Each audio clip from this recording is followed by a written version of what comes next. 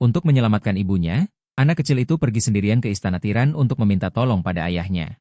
Ayah tiran, tolong, ibu diculik oleh penjahat. Begitu mendengar itu, Jiang Zheng menoleh tajam ke arah anak itu. Namun, sebelum dia sempat berbalik, seorang Kasim kecil mengangkatnya. Dia dibawa ke aula oleh Kasim itu, lehernya ditarik seolah-olah dia adalah penyu. Hai, ayah, apakah kamu sudah makan? Semua orang tahu Kaisar adalah tiran yang kejam, tetapi mereka tidak tahu bahwa tiran itu juga ahli dalam trik hati. Mungkin karena anak itu bilang dia orang baik, Jiang Zheng menggerakkan jari-jarinya yang panjang. Para menteri pasti mengasihani anak itu. Sepertinya nyawa anak itu tidak akan terselamatkan hari ini. Tetapi, aula Qin Zheng memiliki tangga yang agak tinggi untuk anak berusia 3 tahun. Si kecil berusaha keras untuk memanjat dan duduk di paling atas sambil terengah-engah. Setelah istirahat sejenak, Jiang Yu mengangkat kepalanya dan menekan lehernya ke meja. Jiang Zheng menyipitkan matanya, menatap anak yang lucu di depannya. Dia mempererat pegangan tangannya di leher anak itu, seolah berkata, jika kamu tidak mengatakannya, kamu akan mati. Jiang Yu mengangguk dengan kuat. Ya, kamu adalah orang baik. Setiap kali ada bencana, banyak orang akan mati. Sejak ayah naik tahta, pengorbanan dilarang keras. Hanya ada kepraktisan, dan kehidupan rakyat telah menjadi jauh lebih baik. Mengenai hujan, itu terjadi ketika udara panas dan dingin bertemu. Itu normal, bukan kemarahan Tuhan. Namun, setelah dia mengatakan itu, para menteri berlutut berturut-turut memohon pengampunan surga. Siapa yang berani berbicara begitu sembarangan kepada surga? Jiang Yu memiringkan kepalanya yang kecil, penuh dengan ketidakpahaman. Ibu juga berkata begitu. Mohon Yang Mulia menghukum putri atas kelancurannya. Mengabaikan hukum demi hubungan pribadi. Namun, ekspresi Jiang Zheng tidak berubah. Matanya yang dalam menatap anak di depannya. Kamu tidak takut aku membunuhmu? Jiang Yu, tidak menyadari bahayanya, mengedipkan matanya yang besar. Tentu saja tidak. Ibu berkata, harimau tidak memakan anaknya. Dia memegang tangan ayahnya dengan tangan kecilnya. Dia menggunakan nada merajuk yang sama seperti saat dia merengek pada ibunya. Ayah, Jiang salah. Jangan marah ya. Jiang Zheng terdiam. Dia tidak melihat sedikit pun ketakutan di mata cerah itu. Tiba-tiba dia tertawa, tawanya semakin keras, penuh kegembiraan dan kesedihan yang samar. Orang lain bilang dia tiran, tetapi yang paling memahaminya adalah seorang anak berusia beberapa tahun. Para menteri merasa tiran itu gila. Berdasarkan rumor dari orang luar, tiran itu harus mati. Jiang Zheng mengencangkan tangannya, yang sedikit berdenyut di tangannya. Dia melihat para menteri melarikan diri dengan panik. Ada selir yang membaca kitab suci tetapi kejam terhadap kehidupan. Dunia ini begitu gelap dan suram, tidak ada lagi kejernihan di bumi. Sialan, sialan, semuanya pantas mati. Jiang akan meniupnya, dan itu tidak akan sakit. Tangan kecil yang putih bersih ditempelkan pada tangan besar yang retak. Si kecil berjinjit, berusaha berdiri lebih tinggi. Mata besarnya yang cerdas penuh dengan kekhawatiran. Fu Huang jangan takut, Jiang akan melindungi Fu Huang. Jiang akan melindungi. Mata si kecil jernih, kekhawatiran di wajahnya sangat jelas, dan hatinya tulus. Jiang Zheng tiba-tiba merasa kepalanya tidak begitu sakit. Kau memanggilku Jiang? Jiang Ruyan mengangguk. Si kecil tertawa terbahak-bahak, mengangguk. Ya, Yang King berkata. Jiang adalah bayi kecil yang paling unik di dunia ini. Jiang Zheng merasa itu konyol, ibu seperti apa? Yang bisa melahirkan anak yang begitu narsis? Dia mengusap pelipisnya yang sakit. Sejak beberapa tahun lalu, setelah tersandung. Dia entah bagaimana bisa mendengar pikiran orang lain. Tetapi kemampuan ini hanya bisa dibuka, tidak bisa dinikmati. Sejak itu, dia hidup dalam kekacauan setiap hari. Sulit baginya untuk tidur nyenyak, dan semangatnya semakin tegang, lebih impulsif dari sebelumnya. Dia bahkan tidak bisa memiliki terlalu banyak orang di sekitarnya. Orang lain berkata bahwa Kaisar itu aneh, seorang tiran yang berubah-ubah. Jiang Zheng tertawa sinis, dengan santai mencubit pipi si kecil yang menggembung. Siapa ibumu? Mungkin salah satu selir yang ingin mendapatkan kesukaan dengan mengandalkan anak. Bocah kecil ini cukup manis, jika selir itu bijaksana. Dia mungkin bisa memberinya hadiah. Jiang dengan tulus berbakti. Ibu adalah selir mulia Qin. Jiang Zheng menggaruk dagunya, tidak segera teringat. Kasim Agung melaporkan. Melapor kepada Kaisar, itu adalah Nyonya Qin yang memberikan wanita cantik ini kepada Anda 4 tahun lalu. Anda ingat lagi. Sekarang Anda tinggal di Pavilion Lanfang. Jiang Zheng mengangguk dengan patuh. Malam ini kita akan pergi ke Pavilion Lanfang. Dan dia mencubit pipi si kecil lagi. Bocah kecil, aku sangat puas denganmu. Ini hadiahmu. Jangan dengarkan hadiah seperti itu.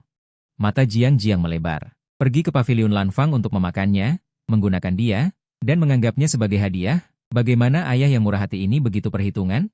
Jiang Zheng tampak malu. Kecemasan si kecil terlihat jelas di wajahnya, Seolah-olah dia benar-benar tidak ingin dia pergi. Jika ayah kaisar benar-benar ingin memberi hadiah kepada Jiang Jiang. Siapa Bai? Jiang Jiang menggenggam pakaian Fu Huang dengan tangan kecilnya, menggigit dan merengek. Bai adalah temanku. Selir mulia Liu berkata Bai menakutinya dan ingin merebus Bai menjadi sup. Bai sangat menyedihkan. Jiang Zheng mengerutkan kening. Hewan peliharaan anak-anak kecil biasanya kucing atau anjing. Saya tidak menyangka selir mulia Liu memiliki selera yang begitu kejam. An Desheng. Kasim Agung An Desheng mengangguk dan memerintahkan seorang kasim kecil untuk menyampaikan dekrit. Si kecil, puas, kaisar yang kejam duduk di singgasana naga, menggerakkan alisnya. Sulit baginya untuk ingin berbaik hati kepada orang lain, tetapi dia ditolak. Perasaan ini baik. Ini bukan hadiah, apalagi yang kau inginkan? Si kecil tidak tahu betapa berharganya kesempatan ini. Matanya berbinar, dia mengendus kertas besar, suara kecilnya naik. Jiang Jiang ingin banyak camilan, katanya, menggambar lingkaran besar dengan tangan kecilnya, dan menyembunyikannya di belakang punggungnya baru selesai. Sudut-sudut kecilnya bahkan harus berjuang untuk menunjuknya. Jiang Zheng berhenti saat menyentuh tangan kecilnya dan tiba-tiba tertawa rendah. Suaranya rendah dan penuh kasih sayang. Sungguh serakah, Jiang Jiang 1 tingkat. Tidak serakah, Jiang Jiang hanya butuh 5 tumpuk, 4 tumpuk. 3 tumpuk saja sudah cukup, katanya. Akhirnya, dia enggan menunjukkan 3 jari. Bayi mungil itu berdiri bersama. Anak kecil itu tampak sedih. Tidak bisa kurang lagi. Ayah pelit sekali, tidak hebat sama sekali. Jiang Zheng terdiam. Hulan tertawa dingin. Anda Sheng. Ketika kamar persiapan mengantarkan kudapan 5 tumpuk untuknya, mata Jiang Yu langsung berbinar. Ayah paling hebat. Ayah paling keren. Ayah terbaik. Dia hanya mendengus pelan. Jiang Zheng kembali mengusap kepala mungil anak itu. Anak kecil ini mudah dirawat. Kaisar sibuk mengurus negara sepanjang hari. Bahkan saat bermain dengan anak-anak, dia harus mengurus urusan negara. Anda Sheng awalnya ingin membawa putrinya pergi, tetapi Jiang Yu hanya duduk manis di samping kursi sambil bermain. Dia tidak bersuara mengganggu. Siapapun yang melihatnya pasti akan luluh. Jiang Zheng menatap anak kecil itu. Kenapa kamu tidak pergi? Jiang Yu mengedipkan mata besarnya. Tapi Jiang Jiang belum menemukan Xiao Bai. Siapa tahu ucapan ayah tirinya itu berlaku atau tidak. Dahi Jiang Zheng berkedut ringan. Dia tertawa dingin. Dia, kaisar yang mulia, akan menarik kembali kata-katanya. Anda hai. Sudah selesai urusan Xiao Bai? Anda Sheng melihat tatapan kaisar dan mundur dengan patuh. Jiang Yu menatap ukiran pada tahta naga. Anak kecil itu punya rasa ingin tahu yang besar. Dia belum pernah melihat benda seperti ini di dekat ibunya. Kain brokat yang menarik. Dia menemukan bahwa pakaian kaisar juga memiliki pola yang sama. Si kecil perlahan merangkak mendekat. Diam-diam melirik kaisar. Dengan hati-hati menyentuh pola pada pakaian. Seperti anak kucing yang menjilati. Jiang Zheng tidak mengangkat alisnya, juga tidak menghentikannya. Tapi anak ini mungkin juga punya banyak kebiasaan buruk. Setelah itu, dia kehilangan minat. Kepala kecilnya bersandar di sandaran lengan tahta. Dia lalu mendongak untuk mengamati ayah legendaris ini lagi. Orang-orang di luar mengatakan, ayah adalah tiran yang suka membunuh. Tapi ayah terlihat sangat muda. Saat dia tidak bicara, hanya menatap buku, dia seperti seorang pemuda bangsawan dari keluarga terpandang. Tampan dan anggun, sangat menawan. Sepertinya ayah bukan tiran. Ibu bilang, untuk menilai seseorang, lihat tindakannya. Bukan kata-katanya. Tiran mana yang akan menoleransi seorang anak begitu lama? Si kecil menatap profil Jiang Zheng. Dia menyadari bahwa saat memegang buku, kaisar sudah berganti beberapa posisi. Ayah, apa Anda lemah? Jiang Zheng terdiam, menatapnya tak percaya. Tugas kaisar terlalu berat. Bukan ayah yang lemah. Industri pembuatan kertas belum maju. Biaya percetakan terlalu mahal. Orang paling banyak menggunakan gulungan yang terbuat dari bambu. Permaisuri Liu berasal dari latar belakang sederhana, namun sangat dicintai oleh banyak kaisar. Kekaisaran kini dikuasainya. Wajah Jiang Yu berubah. Suara mungilnya cemberut. Xiao Bai ingin makan wanita jahat Xiao Bai. Jiang Jiang yang berani, selamatkan Xiao Bai. Jiang Jiang meraih lengan baju ayahnya. Wajah mungilnya merengut. Dia marah sekali. Jiang Zhen sangat puas dengan ketergantungan si kecil. Ia mencubit pipinya yang menggembung. Suasana hatinya baik. Selir Liu Gui naik dan langsung menangis. Kaisar. Saya datang menghadap Kaisar. Kaisar, Anda harus membela saya. Jiang Zhen menatap Lu Deng dengan tercengang. Selir Liu Gui yang begitu sombong, apakah dia seperti ini di belakang layar? Selir Liu Gui juga melihatnya. Itu dia, Kaisar, putri keenam memukuli saya. Tolong berdiri di pihak saya. Jiang Zhen mengangkat matanya. Apakah kamu tidak mendengar perintahku? Selir Liu Gui menyusutkan kepalanya, tangisnya terhenti. Tapi kemudian dia seolah teringat sesuatu, duduk di tanah, menepuk tanah dengan satu tangan, tapi Kaisar. Putri keenam memanjakan hewan peliharaannya. Dia sengaja, Kaisar. Saya hampir mati ketakutan. Kamu dihukum. Jiang Zhen sangat marah. Suara kecilnya menjerit sangat cepat. Xiao Bai adalah anak yang baik. Dia hanya bermain di taman. Jelas kamu menginjaknya. Kamu menginjaknya sampai sakit. Xiao Bai tidak menakutkan. Jiang Zhen merasa masuk akal. Hanya hewan peliharaan, seberapa menakutkan itu? Yang terpenting adalah ketakutan langit. Putriku ingin hewan peliharaan. Siapa yang berani tidak memberikannya? Tidak. Huang Saling belum pernah melihat hewan peliharaan seperti itu. Selir Gui menjadi cemas. Dia tidak peduli ada orang di sekitarnya. Segera dia membuka rok dan celananya. Selir Gui mengangkat kakinya tinggi-tinggi, menangis dengan wajah memohon. Apakah ini hewan peliharaan? Benarkah? Ah! Kata terakhir, suaranya robek. Di pergelangan kaki putih bersih itu tergantung ular putih bermulut besar, sekitar ukuran ibu jari. Putih, ramping. Sisiknya masih memantulkan cahaya. Semua orang terkejut. Jiang Zhen tidak bisa berkata apa-apa. Ini hewan peliharaan putriku. Huhu, Xiao Bai, kamu menderita. Jiang segera bergegas untuk mengambilnya. Kakinya yang pendek jatuh. Dia berlari ke selir Liu Gui 2 atau 3 kali. Tangan kecilnya meraih kepala Xiao Bai. Ular putih itu membuka mulutnya dengan patuh, melilit pergelangan tangan si kecil dengan patuh. Satu orang, satu ular, satu tawa bersama. Huhu, Xiao Bai, kamu tidak apa-apa, itu bagus. Kamu menderita? Xiao Bai, tunggu sebentar. Dahi Jiang Zhen berdenyut lembut. Terlihat jelas bahwa dia menahan diri dengan gugup. Siapa yang akan menjelaskannya kepada saya? Apa ini? Jiang Zhen tersenyum polos. Ini ular, ayah bodoh sekali. Yang mulia, Anda sudah melihatnya, kan? Sungguh bukan saya yang membuat masalah. Putri keenam bermain dengan benda-benda ini secara pribadi. Ini bukan mainan untuk seorang gadis. Jika Anda bertanya kepada saya, Putri keenam jelas melakukannya dengan sengaja. Dia sangat menginginkan kasih sayang Anda. Mungkin dia diperintahkan oleh seseorang untuk sengaja mempermalukan saya. Cukup. Apa yang tidak boleh dimainkan oleh putriku? Awalnya dia merasa berbeda, tapi setelah diolok-olok oleh Permaisuri Liu, dia malah jadi memberontak. Tak masalah jika ibunya ingin memelihara binatang buas terhebat di dunia, tapi ini hanya seekor ular. Permaisuri Liu sedikit menyusutkan kepalanya. Dia bisa disukai begitu lama, bukan berarti dia benar-benar bodoh. Kaisar sudah tidak senang. Dia menatap Jiang Yu dengan enggan, lalu menunduk dengan sedih. Jiang Zheng berkata dengan serius. Pergilah. Permaisuri Liu pergi dengan lesu, hanya menyisakan anak kecil yang penuh kekaguman. Mata Jiang Yu berbinar. Ayah Kaisar hebat sekali. Permaisuri Liu adalah pemimpin harem. Tidak ada yang berani menentangnya, tapi ayah Kaisar bisa membuatnya diam hanya dengan satu kalimat. Jiang Zhen membalik gulungan bambu di tangannya tanpa ekspresi, tapi di dalam hatinya dia sangat menikmati kekaguman anak kecil itu. Meskipun dia harus tetap terlihat tenang. Sudah habis, tidak ada lagi. Jiang Yu membungkuk hormat dengan cemas.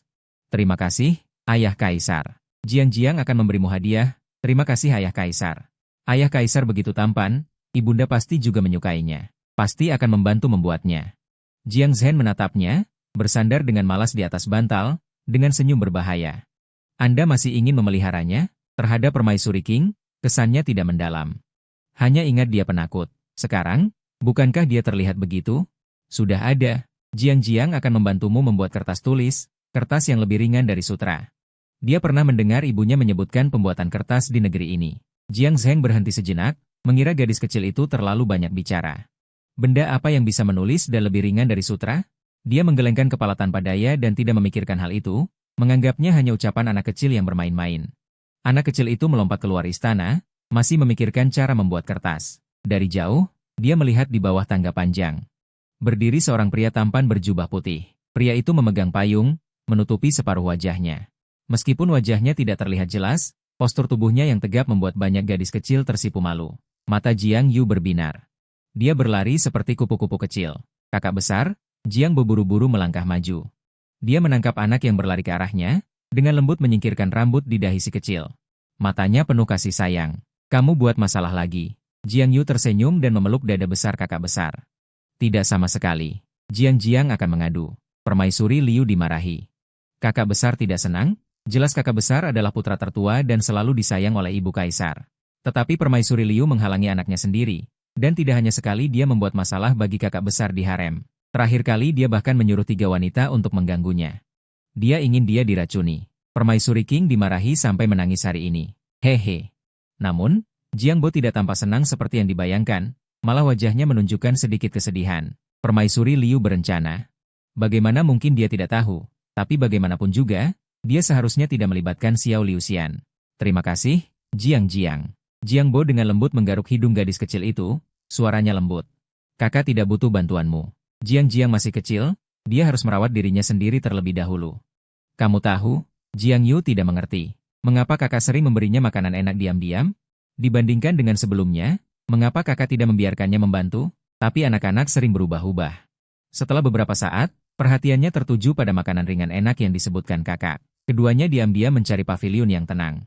Jiang Yu menggunakan kedua tangan, menggigit kue kecil satu persatu, pipinya menggembung. Dia terlihat seperti hamster kecil yang lapar. Kakak Jiang merasa lucu. Dia menyarankan agar Jiang Yu tidak membuat marah selir bangsawan. Selir bangsawan ini adalah yang dirugikan sekarang, pasti akan membalas di masa depan. Apapun yang dikatakan Jiang Bo, Jiang Yun mengangguk.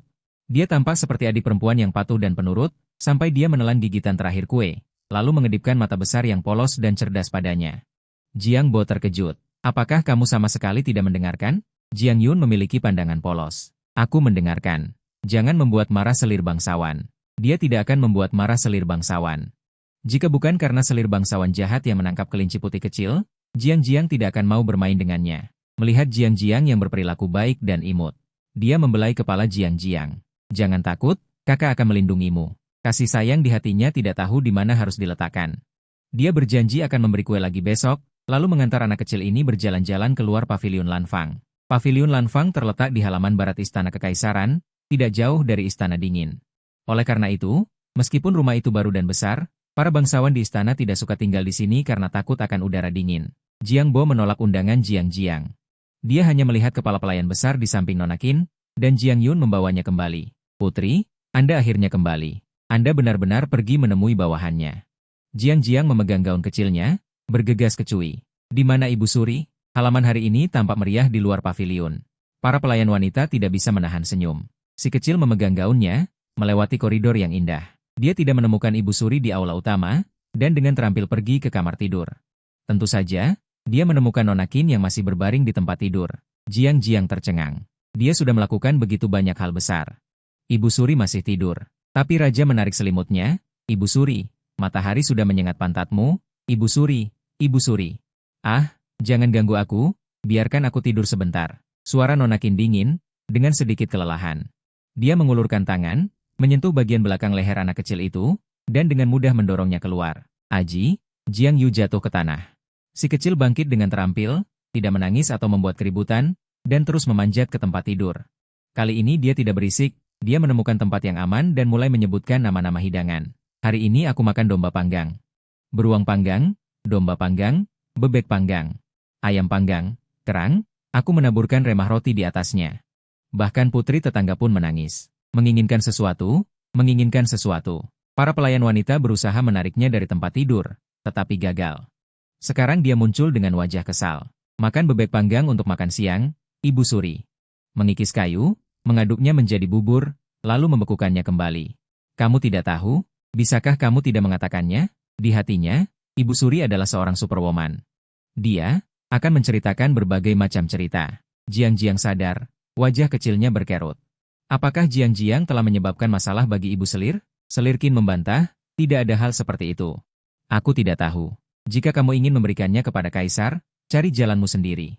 Jiang Jiang menatapnya diam-diam, lalu cemberut. Ibu Selir memberitahunya bahwa anak kecil tidak boleh berbohong. Jadi, apakah boleh menjadi orang dewasa? Ibu Selir berbohong. Ibu Selir dengan jelas mengatakannya. Benda ini sangat bagus. Dapat membuat banyak orang membaca dan menulis. Dida Jiang. Hanya keturunan bangsawan yang memenuhi syarat untuk membaca dan menulis. Buku hampir dimonopoli oleh hukum keluarga. Rakyat jelata memohon buku tetapi tidak mendapatkannya. Selir Qin pernah menghentikannya. Tetapi dengan demikian menyentuh kepentingan orang lain dan menyinggung orang lain. Xiao Tuan paling tidak mengerti kekhawatiran orang dewasa. Dia melompat di atas tempat tidur, tangan kecilnya terangkat, wajah kecilnya menggembung, mengepakkan sayapnya seperti bola. Aku adalah wanita penjelajah. Aku adalah cucu penjelajah. Ibu dan anak bekerja sama. Ya, Selir Qin melepaskan tangannya. Jiang Jiang sayang, berjanjilah pada Ibu Selir. Di masa depan, jangan pernah menyebutkan kata wanita penjelajah kepada orang luar. Baiklah, Selir Qin akan mati. Jika dia tahu gadis kecil ini memiliki ingatan yang luar biasa. Mengapa dia menyebutkan 3 kata, wanita penjelajah, di depan Jiang? Benar, selir Qin memang seorang penjelajah. Di kehidupan sebelumnya, dia adalah seorang mahasiswa pascasarjana yang menyedihkan yang ditekan oleh mentornya. Dia begadang mengerjakan sebuah proyek, dan secara tidak sengaja mati mendadak. Saat dia bangun lagi, dia ternyata menjadi seorang selir di istana kekaisaran, dan dia menjiwai saat seorang selir sedang melahirkan. Rasanya seperti tengkoraknya dicungkil hidup-hidup. Seluruh tubuhnya dilindas mobil. Rasanya sakit selama sehari semalam. Kasihan dia baru saja melahirkan Jiang. Gadis kecil ini juga menyedihkan. Dia tumbuh sampai usia 2 tahun, dan ayah kaisar tidak pernah memikirkannya untuk mengunjunginya. Bahkan nama pun tidak diberikan. Selir Qin memberi putrinya nama besar. Itu adalah singkatan dari kampung halamannya. Di tanah asing ini, putrinya adalah satu-satunya harapannya yang belum terpecahkan. Diam-diam memeluk putrinya, selir Qin semakin menyesal. Bagaimana dia bisa tahu bahwa gadis kecil Jiang ini adalah seorang jenius? Cerita yang diceritakan, kata-kata yang diucapkan, gadis ini dapat mengingatnya dengan sempurna. Baru berusia 3,5 tahun, dia sudah sangat pintar. Jiang sayang. Berjanjilah pada ibu, oke? Di masa depan, jangan pernah menyebutkan ketiga kata itu di depan orang luar. Wajah kecil putihnya yang lembut menunjukkan kilatan kegembiraan. Babi kecil pintar itu berputar-putar dengan cerdik. Jadi, camilan hari ini, apa yang ingin dimakan Jiang sayang? Semuanya. Iga babi kecap yang ibu selir tidak boleh makan, tentu saja harus diberikan kepada Jiang sayang untuk dimakan. Aku akan memberimu 2. Ada juga boba milk tea. Bakso babi kecap yang lezat sampai lidahmu bisa tertelan. Sup manis osmanthus, kaki bebek kukus, ayam goreng renyah. Sup ikan melompat dinding. Gadis kecil itu menjadi bersemangat dan lupa dirinya sejenak, memikirkan makanan lezat itu. Air mata tidak bisa menahan diri untuk mengalir dari matanya. Tetapi sebelum dia selesai berbicara, punggungnya terasa dingin. Jiang terdiam lalu perlahan menoleh, tepat saat melihat ibu tirinya memegang penggaris bulu ayam. Seseorang diam-diam menutupi pantat kecilnya. 15 menit kemudian, tanpa mendapatkan apapun, si kecil merengek pasrah berbaring di atas selimut. Tangan kecilnya memegang kuas, air mata penyesalan mengalir. Jika ingin menulis, tulislah dengan benar. Kau berjanji akan memberikan resep pembuatan kertas kepada kaisar. Jika kau membuat sesuatu yang berantakan nanti, hati-hatilah agar tidak dituduh menipu kaisar. Pantat kecil Jiang tidak mau berbicara dengan ibu tiri yang jahat. Dengan produktivitas saat ini, hanya kaum bangsawan kaya yang memiliki banyak buku yang dapat merasa aman untuk melakukannya. Begitu kertas itu muncul, baik dalam hal kebijakan maupun pemikiran, itu akan membawa perubahan mendalam. Mencapai ketinggian yang tidak dapat dibayangkan orang. Tapi benda sebagus ini, diletakkan di tangan gadis kecil ini, bisakah dia menanggungnya? Qin Guiren menarik napas dalam-dalam, dia tiba-tiba teringat identitas Jiang. Mungkin akhirnya akan berbeda. Jiang tidak mengerti dunia orang dewasa yang rumit. Dia menulis sepanjang malam sebelum akhirnya menyusun resep yang disebut resep pembuatan kertas lengkap. Jadi, keesokan paginya, si kecil memeluk resep berharga itu dan pergi dengan tergesa-gesa ke kediaman Da Xiong. Jiang Bo tinggal di tempat yang tinggi. Di sebelahnya ada jalan setapak panjang yang rimbun. Biasanya, pemuda itu paling suka duduk di sini sambil minum teh dan mengobrol. Da Xiong. Musik gukin di hutan bambu berhenti, dan suara tarian pedang juga melambat. Jiang memeluk kaki Da Xiong dan kemudian dengan mahir naik ke pelukan Da Xiong. Da Xiong, selamat pagi. Hari ini Da Xiong lebih cantik dari kemarin. Suara gadis kecil itu lembut, matanya jernih. Dengan penuh kasih sayang, dia menggelitik hidung si kecil. Suaranya lembut. Pria tidak bisa digambarkan sebagai cantik. Harus digunakan sebagai tampan. Jiang diam-diam mengingatnya, lalu dengan berharga mengeluarkan sebuah lembaran. Jiang jatuh beberapa kali. Jiang ingin menunjukkan harta karun kepada Da Xiong. Harta karun ini akan memengaruhi banyak orang. Setelah mendengar penjelasan si kecil, Jiang Bo juga menjadi serius. Apakah pembuatan kertas ini begitu ajaib? Kalau begitu, seluruh dunia akan mengalami perubahan besar. Lihat, ini resep pembuatan kertasnya. Lembaran yang dibuka memunculkan kembali sinar matahari. Jiang tampak bangga. Jiang Bo sedikit ragu. Apakah ini benar-benar bukan coretan? Jiang, ini apa? Da Xiong, kamu tidak bisa membaca? Si kecil mencondongkan tubuh ke atas meja, jari-jari kecilnya yang montok menunjuk tumpukan coretan, dengan sangat serius menjelaskan. Ini adalah kertas. Ini adalah kertas. Benda panjang ini adalah pohon. Lalu harus diolah. Si kecil menulis resep rahasia dengan serius untuk waktu yang lama. Tapi Da Xiong terlihat sangat pintar. Mengapa dia masih belum bisa membaca? Tidak apa-apa, Jiang pemberani. Tidak takut kesulitan. Dalam deskripsinya yang hidup dan menarik, Jiang Bo juga mengerti secara kasar proses pembuatan pohon kertas. Reaksi naluriah adalah mudah. Biaya produksinya ternyata sangat rendah. Da Xiong, tidak bisakah kita membuatnya? Melihat mata jernih adiknya, hati Jiang Bo melunak. Dengan geli yang memanjakan, dia menggelitik hidungnya. Tentu saja bisa. Jika efeknya benar-benar sebagus itu. Tidak ada salahnya mencoba. Dengan limpahan kasih sayang pada adiknya, Jiang Bo segera setuju untuk meminta orang mengerjakannya. Setelah beberapa deskripsi singkat, Jiang mengalihkan seluruh perhatiannya kepada yang dibawa oleh Da Xuan. Secara alami, Ji Jiang melupakan indeks tersebut. Anak-anak selalu begitu. Tidak ada yang mengingatkannya. Ji Jiang segera melupakan masalah ini. Setiap hari selain makan dan tidur, saat bosan dia akan bermain dengan ibu dan ayah. Hidupnya sangat bebas dan santai. Ji Jiang setiap hari menggerakkan kakinya yang pendek, keluar masuk perpustakaan dengan bebas. Tak lama kemudian, dia menjadi tokoh terkenal di sekitar kaisar. Para selir di harem sangat iri dengan putri kecil yang tiba-tiba muncul ini, tapi entah mengapa. Kaisar justru sangat menyukainya. Pembuatan indeks Ji Jiang hampir selesai. Jiang Bo tidak bisa lagi menggambarkannya dengan kata-kata terkejut. Benar-benar berhasil. Biayanya hanya sekian. Ji Jiang benar-benar bisa membuat indeks. Dia hanya seorang anak kecil. Dari mana dia mendapatkan hal yang begitu luar biasa? Seorang kasim yang melayani Jiang Bo menuangkan secangkir teh untuk tuannya. Cepat, ini adalah kontribusi besar. Anda adalah putra tertua. Seharusnya Anda menjadi putra mahkota. Tapi yang Liang sudah tiada, kita tidak punya kesempatan. Kita perlu melakukan sesuatu untuk membuat leluhur puas. Jiang Bo mau tidak mau teringat teguran ayahnya kemarin. Suaranya serak. Ini adalah barang milik Ji Jiang. Justru karena ini barang milik putri, kita lebih mudah mengambil tindakan. Yang mulia. Kesempatan tidak datang dua kali. Kasim tersenyum licik. Jiang Bo menatapnya, matanya perlahan menjadi dalam. 1 jam kemudian, Jiang Bo berdiri di depan tangga panjang perpustakaan, menarik napas dalam-dalam. Chen Youxi kemudian melaporkan. Jiang Zheng mengambil kuas dari meja dan menulis sebuah karakter di atas kertas dengan santai. Melihat efeknya bagus, dia sedikit mengangkat alisnya. Bagaimana biayanya? Jiang Bo menjawab dengan hormat. Dibandingkan dengan bambu, manfaatnya lebih dari 3 kali lipat. Dibandingkan dengan buku catatan, manfaatnya lebih dari 10 kali lipat. Jiang Zheng mengibaskan lengan bajunya. Wajahnya yang selalu tenang menunjukkan senyum yang jarang terlihat. Hadiah apa yang Anda inginkan? Melihat tatapan kagum ayahnya, Jiang Bo menarik napas dalam-dalam di dalam hatinya, hampir seketika teringat pada adiknya. Mata pemuda tahun-tahun sebelumnya jernih, anggun, seperti pohon giok biru. Selamat kepada ayah yang memiliki putri yang berbakti. Kontribusi ini sudah tercapai. Jika ayah benar-benar ingin memberi hadiah, berikan saja kepada Xiao Liu.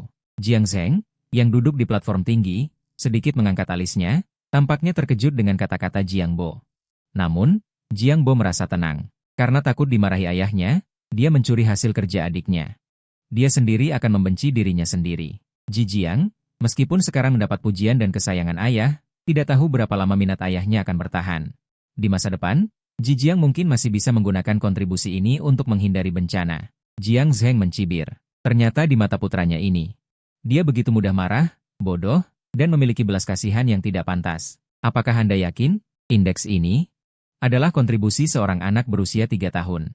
Mendengar suara di atas yang sedikit meremehkan, Jiang Bo menutup matanya dan berlutut dalam-dalam.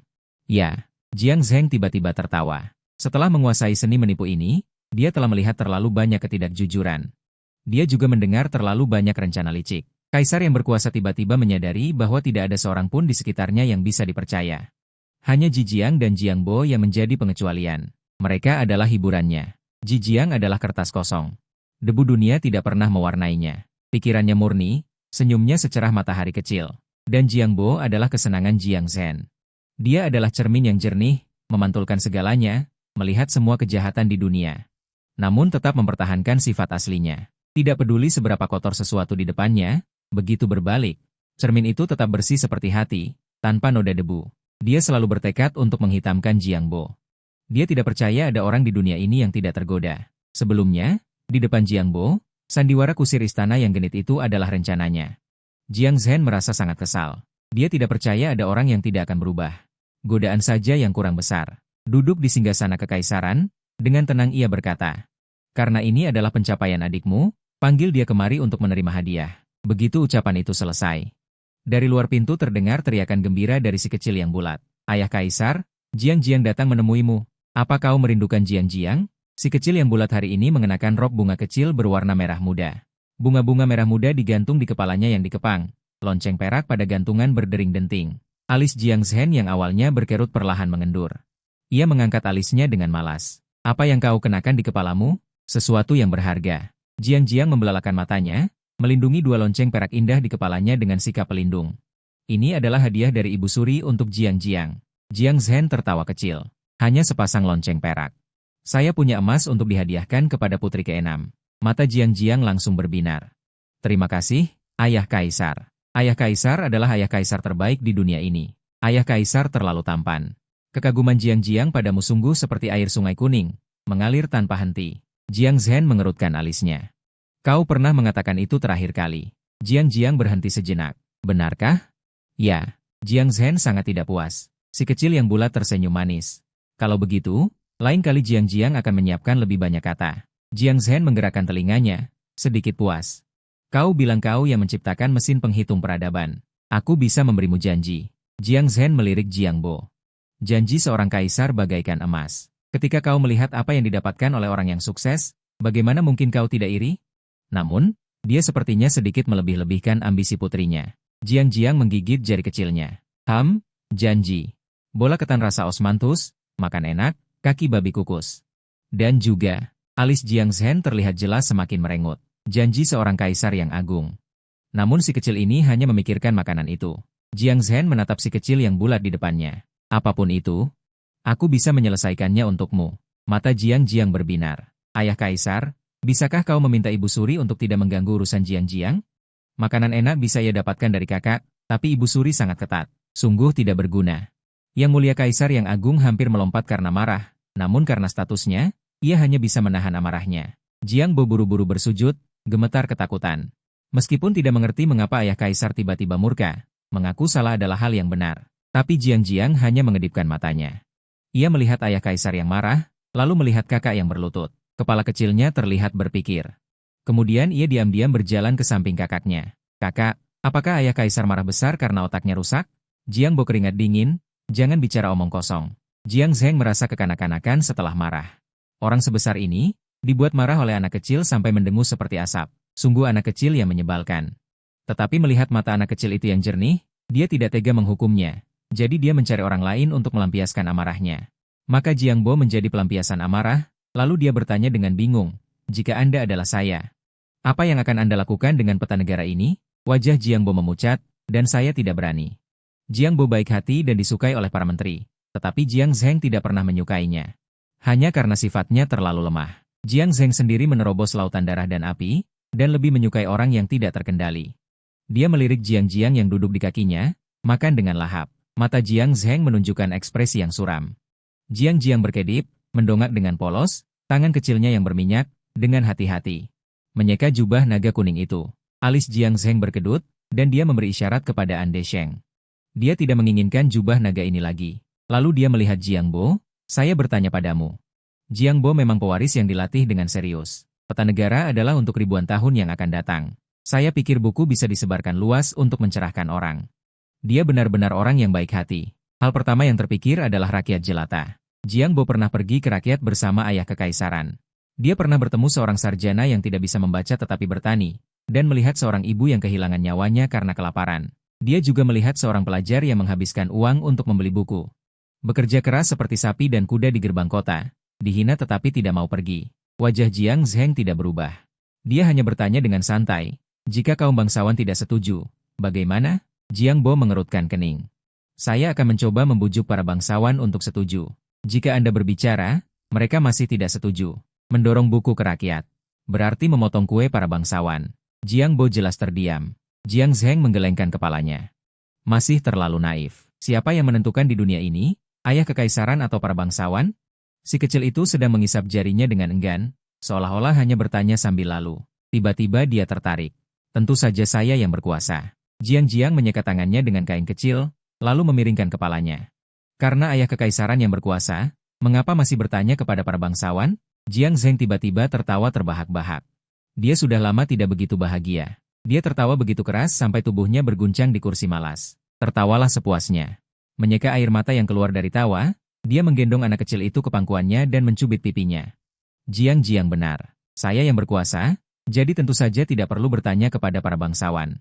Jika ada yang tidak patuh, bunuh saja. Kilatan dingin melintas di matanya. Dia duduk dengan malas di kursi malas dan memberikan perintah tentang peta negara. Jiang Zheng dengan senang mencubit pipi Jiang Jiang. Dari mana anak kecil yang hanya memikirkan makan ini mendengar tentang peta negara? Dia bertanya terus terang. Kemudian dia melihat kepanikan yang jelas di wajah si kecil. Dia berpikir bahwa ibunya tidak mengizinkan Jiang Jiang mengatakannya. Si kecil dengan sangat dapat diandalkan menepuk dadanya. Semuanya dipikirkan oleh Jiang Jiang sendiri. Setelah Jiang Jiang menggunakan peta negara untuk mendapatkan perhatian kekaisaran, selir di istana belakang mulai mengunjungi selir Qin. Suasana di sini sangat ramai. Permaisuri Liu adalah yang pertama mencoba. Kudengar putri keenam membuat kertas dari alam abadi. Sangat tipis dan putih. Sungguh luar biasa. Sepertinya di masa depan, harem ini, Nona Qin juga akan punya tempat. Aku khawatir bahkan permaisuri pun, Nona Qin menanggapinya dengan cerdik. Terima kasih, Permaisuri Liu. Aku berasal dari keluarga sederhana. Lagi pula, kecantikanmu seperti bidadari surgawi. Bagaimana aku bisa dibandingkan denganmu? Wajah Permaisuri Liu menunjukkan kegembiraan yang tak tertahankan. Mata indah seperti bunga persik terangkat. Benarkah? Nona Qin tersenyum dan mengangguk. Tentu saja benar. Pakaian merah mawar Anda hari ini sungguh anggun, Permaisuri. Seperti bidadari yang turun ke dunia. Seolah-olah Anda membawa aroma bunga mawar. Bahkan kaisar pun akan bertekuk lutut di hadapan pesona Anda. Gadis pelayan di sampingnya tertawa. Permaisuri kami adalah yang paling disayangi saat ini. Mengapa perlu nona baru sepertimu memberitahuku? Wajah Nona Qin tetap tenang. Anda pasti dayang baru yang masuk istana? Anda masih muda dan cantik. Wajahmu seperti telur rebus yang dikupas. Sayang sekali dagumu agak berlipat. Saya punya senam untuk meniruskan dagu. Mau coba? Setelah beberapa arahan. Semua gadis pelayan di sana terkejut dan kagum. Mereka bergegas mencoba. Saat Jiang Jiang kembali, dia melihat sekelompok gadis pelayan keluar rumah. Ini aneh. Dia berputar dan hendak melarikan diri. Berhenti. Jangan pergi lagi, atau aku akan mematahkan kakimu. Suara lembut datang dari belakangnya. Nona Qin hanya ingin santai di harem. Dia hanya ingin dia dan putrinya hidup dengan tenang. Tapi Jiang Jiang sekarang punya begitu banyak pujian. Pasti akan menarik berbagai macam masalah. Jiang Jiang berbalik dengan cemas. Ibu, ibu. Apakah ibu tidak tidur nyenyak kemarin? Jiang Jiang akan memijat ibu. Si kecil terlihat menjilat. Dia dengan susah payah naik ke bangku. Berdiri di belakang ibunya dan memijatnya dengan lemah lembut. Seorang anak 3 tahun tidak punya banyak kekuatan. Tinju kecilnya lembut, seperti anak kucing yang sedang merajuk. Namun setiap pukulan membuat hati seseorang melunak. Nona Qin merasa tak berdaya. Si kecil ini mungkin terlahir untuk bukan gadis yang melakukan perjalanan waktu, tapi punya bakat jenius seperti gadis yang melakukan perjalanan waktu. Dia pintar dan cerdas secara emosional. Apakah ini caramu membuat ayahmu senang? Jiang Jiang cemberut. Ayah tidak perlu melakukan ini. Jika aku mengatakan hal-hal yang menyenangkan, ayah akan sangat senang. Nona Qin terdiam. Bukan karena dia tidak ingin putrinya hidup bahagia, tapi daripada disayang dan menjadi sasaran semua orang. Dia lebih suka putrinya menjadi putri biasa saja. Ketika usianya cukup, temukan suami yang bisa diandalkan. Lalu hiduplah bahagia sendiri di balik pintu tertutup. Saat Jiang Jiang sedang memijat, ibunya memeluknya. Wajah kecilnya yang gemuk dipijat dan dicubit. Apakah kamu ingin ketenangan atau kejayaan? Jiang Jiang tampak bingung. Mengapa ibu bertanya hal yang sama dengan ayah? Aneh sekali. Dia juga bertanya seperti itu padamu? Mata Nona Qin menjadi rumit. Jiang Jiang mengayunkan kaki kecilnya dengan santai. Ya, ayah bilang jika aku ingin tenang. Dia akan mengatur agar kakakku yang melakukan penelitian dan pengembangan. Kontribusi Jiang Jiang. Uang Jiang Jiang, aku tidak akan memberikannya kepada orang lain. Sebenarnya, itu juga berkat Ibu Suri. Jiang Jiang akan mengingat Ibu Suri. Dia berkata kepada Ibu Suri, lalu melepas lonceng emas yang dianugerahkan di kepalanya. Dia menyerahkannya seperti mempersembahkan harta karun. Melihat mata putrinya yang berbinar, Nyonya Qin sangat terharu. Dia mengambil lonceng emas itu dengan santai. Jiang Jiang hebat. Ibu Suri paling menyayangi Jiang Jiang. Si kecil memandang lonceng emas dengan khawatir, membuka matanya dengan susah payah, dan menepuk punggung ibunya dengan tangan kecilnya. Tidak apa-apa, Jiang Jiang akan menemani Ibu Suri. Nyonya Qin hampir menangis karena terharu. Ibu Suri juga menemani Jiang Jiang. Meskipun dia tidak ikut dalam proses pembuatan anak itu lahir darinya. Jiang Jiang adalah anak kandungnya, dia harus melindunginya dengan baik. Keesokan harinya, Jiang Jiang bangun pagi-pagi dan berganti pakaian merah muda. Dia memakai pita kupu-kupu merah muda di kepalanya, dengan 2 lonceng emas kecil menggantung. Dia tampak lincah dan bergerak, sangat cantik. Hari ini Jiang Jiang berjanji untuk bermain dengan Da Xiong. Ibu Suri, Jiang Jiang akan pergi mencari uang. Begitu dia bertemu Da Xiong. Dia tidak sabar untuk pamer. Da Xiong, lihat betapa cantiknya Jiang Jiang hari ini. Ada senyum di mata Jiang Bo. Dia berpura-pura terkejut dan berkata, Jiang hari ini sangat cantik. Da Xiong hanya merasa semuanya cantik. Dia bahkan tidak bisa menentukan mana yang terbaik. Dia berjongkok dan menyentuh hidung gadis kecil itu. Suaranya lembut, bahkan sepatu kecilnya berwarna merah muda. Jiang tersenyum dan menarik kakinya kembali. Dia sangat bahagia sampai ingin terbang. Dia akan pergi keluar. Jiang ingin menjadi super-super. Cantik. Jiang Bo berusaha menahan tawanya. Si kecil suka uang. Suka mendengar pujian, dan sangat bangga. Jiang belum pernah keluar sebelumnya. Duduk di kereta, si kecil sangat bersemangat. Dia melihat ke kiri, melihat ke kanan, dan bertanya berkali-kali kapan mereka akan sampai. Jiang Bo dengan lembut membelai kepala Jiang. Jangan terburu-buru. Huang Fu memberi kita sepanjang hari, kita bisa bermain sampai matahari terbenam. Mata Jiang berbinar. Oke, aku ingin makan tanghulu. Tentu. Begitu dia turun dari kereta, petugas di depan halaman segera menyambut mereka. Hamba memberi hormat kepada Yang Mulia, memberi hormat kepada putri keenam. Jiang Bo memeluk adiknya. Dia mengangguk sebagai balasan. Bangunlah. Jiang ingin melihat kertas baru yang dibuat. Setelah semalam, keduanya secara alami tahu siapa putri dewi dari kertas baru ini. Mereka tidak bisa menahan diri untuk melihat Jiang. Pembuatan kertas baru semuanya ada di satu halaman. Kertas yang dibuat tanpa seragam. Perbedaan warna juga tidak besar. Jiang Bo secara acak mengambil beberapa lembar, dan tidak ada masalah kualitas. Jiang tidak mengerti banyak, tetapi dia bisa mendengar bahwa semua orang berpikir ini bagus. Dia tertawa bangga. Saat ia kedaya tertawa, seorang wanita parubaya yang mengenakan emas dan hijau berjalan mendekat. Memberi hormat kepada Yang Mulia, putri keenam. Apakah ini putri dewi kecil? Omong-omong, saya juga punya hubungan dengan putri kecil ini. Jiang Bo mengangguk dengan tenang. Nyonya Qin, mata Jiang membelalak, tiba-tiba ada kewaspadaan di hatinya. Bunda Selir berkata dia adalah serigala besar pemakan orang. Little Red Riding Hood melihatnya, dia harus segera lari. Ya, tapi dia bukan Little Red Riding Hood. Setelah berpikir, dia memutuskan untuk mendengarkan Bunda Selir. Kakak besar, Jiang lapar. Kakak Jiang segera melihat dengan prihatin. Bukankah baru saja makan camilan? Kakak besar akan membawamu makan enak, oke? Jiang memeluk leher kakak besar, meletakkan dagunya di bahunya, dengan patuh membujuknya. Nyonya Qin, Gong Ling, siapa Nyonya Qin? Nama ini, mengapa sedikit mirip dengan gelar Bunda Selir? Kakak Jiang ragu sejenak. Nyonya Qin ini tidaklah sederhana. Pangeran ke-9, Jiang Zheng, pernah dikirim ke kerajaan Qi sebagai anak didik.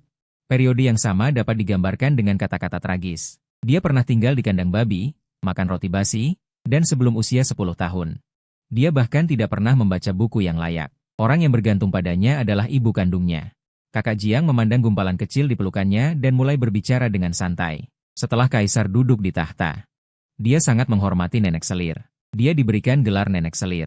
Segalanya didahulukan. Jiang mengangguk samar-samar, tiba-tiba teringat, tetapi Jiang belum pernah bertemu Nenek Selir. Ekspresi kakak Jiang sedikit malu. Nenek Selir suka bermeditasi. Jadi dia pergi ke kuil Buddha 20 mil di luar ibu kota untuk berkultivasi dan tidak pernah kembali di usia parubaya. Ini hanya alasan yang diberitahukan kepada orang luar. 4 tahun lalu, sebuah peristiwa besar mengguncang pengadilan. Nenek Selir Agung, 7, menyerbu ke ruang kerja kekaisaran dan menunjuk hidung kaisar, memarahinya dengan keras. Kakak Jiang ada di sana saat itu. Itu pertama kalinya dia melihat kaisar begitu marah, matanya yang dalam dipenuhi dengan pembunuhan. Seolah-olah dia ingin menelan segala sesuatu di sekitarnya. Jiang Zheng mendengarkan kata-kata ibunya yang memarahi putranya dalam diam. Sebagai seorang anak, hanya kesalehan yang tidak dapat diabaikan, kejam dan berdarah dingin. Kakak Jiang bahkan berpikir bahwa kaisar akan melakukan pembantaian. Singkatnya, Nenek Selir belum kembali selama 4 tahun. Jika Jiang ingin mengunjunginya, dia bisa menunggu sebentar dan membiarkan kaisar mengirim kereta. Dia mengusap bola kecil di kepala Jiang. Suara kakak Jiang lembut. Nyonya Qin ini adalah sepupu Nenek Selir. Dia memiliki hubungan yang sangat baik dengan Nenek Selir. Nenek Selir bahkan meminjamnya dari kaisar. Nyonya Qin mendapatkan gelar kehormatan. Dia juga memiliki pengaruh di ibu kota. Jika Jiang menyukainya, dia bisa banyak berbicara dengan Nyonya Qin. Mulut kecil Jiang mengerucut. Jiang tidak mengenalnya. Dia baru bertemu dengannya hari ini. Setelah itu, mereka berdua berkeliling ibu kota. Membeli berbagai macam kue dan juga permen Hawthorne. Saat ini, Jiang Zheng sedang duduk di ruang kerja kekaisaran meninjau petisi. Gelombang kertas terbaru telah diproduksi. Benda ini benar-benar hal yang baik. Jiang Zheng tidak bisa menahan senyum. Memikirkan bagaimana seorang selir yang lama berada di harem, Nyonya Qin, bisa membuat benda ilahi seperti itu. Hua-hua, Jiang datang untuk memberimu kehangatan. Bocah kecil itu mengenakan pakaian merah muda yang lembut, bahkan wajah kecilnya pun merah muda. Dia dengan terampil memanjat ambang pintu. Berjalan menaiki tangga dengan kaki kecilnya yang pendek, dia berlari ke arahnya, sama sekali tidak tahu sopan santun. Jiang Zheng berpikir demikian, tangannya mengusap kepala Jiang dengan lembut. Jiang memegang lengan ayahnya. Matanya berbinar, berterima kasih kepada ayahnya karena mengizinkannya keluar istana. Jiang membeli sangat banyak makanan enak, khusus untuk berbakti pada ayah. Dalang bilang, ayah makan yang lembut, bukan yang keras. Hari ini kirim kehangatan, besok jadi bos. Jiang Zheng melihat tumpukan barang itu. Walaupun tahu dia sengaja mencoba menjilat, dia tetap tidak bisa menahan senyumnya. Aku tidak kekurangan apapun. Anda Desheng. Anda Desheng mengangguk. Meskipun tidak ada yang berharga, selama kaisar suka, maka itu bernilai 1000 emas. Jiang memiringkan kepalanya dan bertanya, tapi kenapa tiba-tiba seluruh istana menjadi sunyi? Jiang Zheng menyipitkan matanya memancarkan aura dingin. Siapa yang memintamu bertanya? Sudah lama tidak ada yang berani menyebut selir kekaisaran di depannya. Wanita itu telah menemaninya melewati masa-masa tersulit, namun juga tanpa ragu menusukkan pisau tajam ke dalam dagingnya. An Desheng dan para kasim kecil lainnya sudah berlutut, dahi mereka menempel ke lantai. Mereka merasa hati mereka sedingin lantai yang dingin ini. Sementara Jiang, yang berada di pusat badai, sama sekali tidak menyadarinya. Memiringkan kepalanya, suaranya lembut, Jiang ingin bertanya sendiri. Jiang pergi bermain hari ini dan bertemu dengan Nyonya Negara Qin. Jiang Zheng berkata dengan malas. Apa yang kamu bicarakan dengannya? Si kecil memiringkan kepalanya, berusaha mengingat. Tidak ada apa-apa. Tapi Jiang tidak suka Nyonya Negara Qin. Jiang Zheng berhenti. Kenapa? Karena Nyonya Negara Qin memukul Jiang, dan ibu selir tidak menyukai Nyonya Negara Qin. HMPH, Jiang juga tidak mau menyukainya. Suaranya jernih, tangan kecilnya berputar-putar dengan marah. Seperti roda api kecil, akhirnya di dada. Jiang Zheng memandangnya jijik, mengusap rambut kecil si bodoh itu. Melihat mata Jiang yang jernih dan bingung, nadanya bahkan sedikit memanjakan. Jika kamu tidak suka, maka tidak suka. Aku perintahkan agar dia tidak boleh muncul di depanmu. Setelah itu, dia memerintahkan bawahannya, An Desheng, Nyonya Negara Qin tidak sopan kepada putri ke-6. Hukum dia 100 kali Jin Gang Jin. Jangan keluar sembarangan akhir-akhir ini. An Desheng sangat terkejut. Nyonya Negara Qin adalah pejabat kelas 2. Hanya putri kelas 1 yang statusnya lebih tinggi darinya. Apakah kaisar sudah memikirkan gelar putri? Jiang Zheng mengusap rambut kecil si bola itu. Gelar apa yang kamu inginkan? Biasanya putri hanya akan diberi gelar kehormatan oleh kaisar sebelum menikah, untuk menunjukkan kemuliaan mereka. Putri yang memiliki gelar kehormatan semuanya kelas 1, tetapi masih ada perbedaan antara kelas 1 dan kelas 1. Misalnya, Nyonya Negara Qin lebih mulia daripada Nyonya tanpa negara. Dikatakan terlalu tinggi akan membuat kaisar merasa serakah. Dikatakan terlalu rendah akan terlihat terlalu palsu. An Desheng mau tidak mau merasa khawatir untuk sang putri kecil. Sungguh seperti harimau di istana. Jiang diam-diam mengambil kue-kue di atas meja dan memakannya. Begitu ketahuan, dia langsung memasukkannya ke mulutnya. Gelar kehormatan harus super hebat. Jiang Zheng merasa geli, dengan santai membelai kepala si kecil. Sehebat apa? Dengan bersemangat, dia mengepalkan tinju kecilnya. Aku ingin dipanggil Ling Sui Yuhan Lin Sui Li. Cimei Ante Alia Shang Sun Mei. Huan Sewei Qiang Wei Mei Gui Lei. Ana Sui Fei Erbein Gongju. Jiang Zheng mengedutkan sudut mulutnya. Dengan ekspresi rumit, dia menatap Jiang. Ulangi lagi. Ying Sui Yuhan Lin Sui Li. Ante Alia Shang Sun Mei. Huan Sewei Qiang Wei Mei Gui Lei. Ana Sui Fei Erbein Gongju. Aku mengatakannya dalam satu tarikan napas. Jiang mengedipkan matanya yang besar, menatap kakak iparnya dengan polos. Apakah sulit? Bukankah Ibu Suri bilang kalau kakak ipar adalah orang terkuat di dunia ini?